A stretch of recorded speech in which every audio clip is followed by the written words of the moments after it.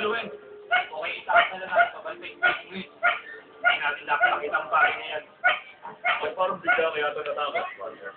Telephone wants to offset crime. Telephone wants to offset crime. So the latest five-page process one is Decepticons? Isa itong malaking pagkakamali. Umuuna yan. Kasi naglaho ang mga Decepticons.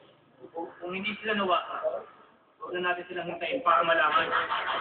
Ano bang hinihintay nyo? Imbitasyon? Tayo na! Madali, Roger. Ba't ka nagmamadali? Ano bang bagay na to? Wala na tayong oras. Tayo na! So far.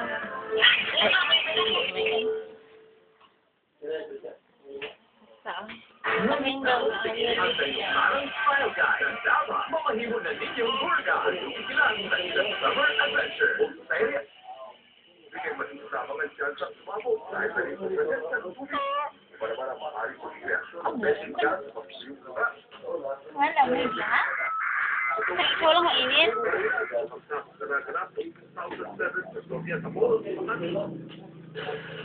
Nalagyan niya ng mga landfill o tambakan ng basura ng lupong mahaba at sa dito. At ito pa ma-release ang methane gas na buo sa ilalim dahil oras ay maipon. Maaaring sumabog ito kapag natin diba na kahit amoy o spark man lang. Ito na ang sampo ng tubig.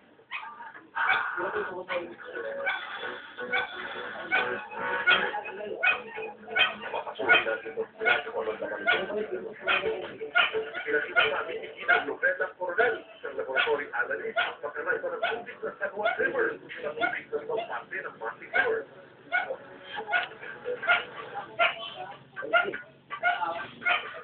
Pag-buhay din siya, ano niya, hindi sa loob niya siya. Wala naman nabubuhay na organism dun sa place kung saan kinulit yung sample. Yung sample, magaling sa sciences, laging zero yung nakukuha namin. Ibig sabihin, marumi talaga yung sciences na sample. Sinubukan nila na ginagaya ang water list sa isang aquatic na may tubig mula sa Espero de Santos ng Ilog Pasig. Kasi sa mga pagsinaw na nakikita nito at pababa ng oxygen level ng tubig na galing sa ilog, kaya nahihirapan na itong bigla.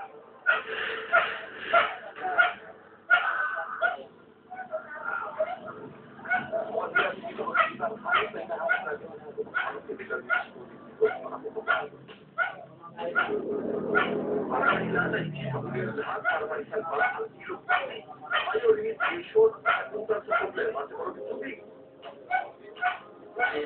Sa prosesong gumagamit ng pagpapilipiling pag-iparinabang ng mga microorganisms para matatigil at labanan ng mga pollutants ano mang tinatawag yan wastewater o polluted river waters.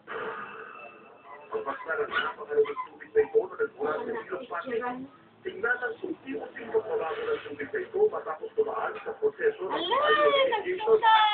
Nakikita ka agad ang pagbabago sa unang 7 araw para regalo ng mga food microorganisms na nakakalagang tubig na ito. May mga bacteria, bioremediation, that if you put it there, nakita natin, in 1 month, may 99% improvement. Patuloy ko pa ang paghanap ko sa malaking uri ng Sacramento Cactus. Ang tagal ng ina mo.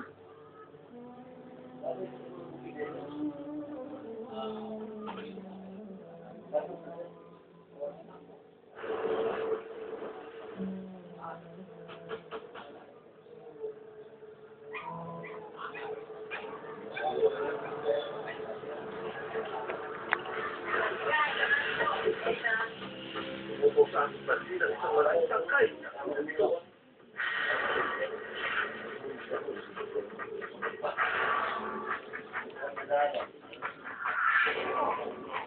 Pero meron kang magpulang tinatako sa mga sa mga kaibigan ng mga wala sa mga nasa dito. Sobrang sabi ko kayo kung pwede ka makakuha. Ito ang mga nako na iyo. Lalo ng tao. At ang second day ko.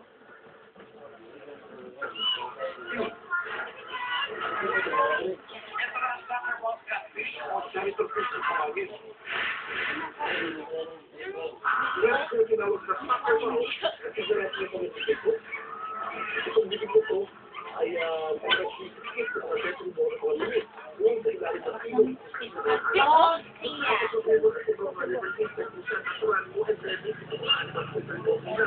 siya.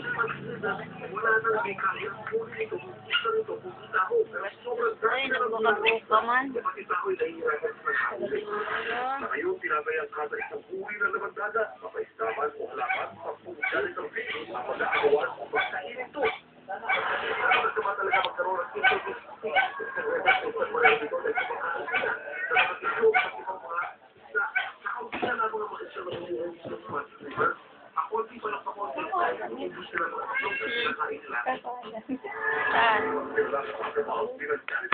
Kaya mo siya mahulog.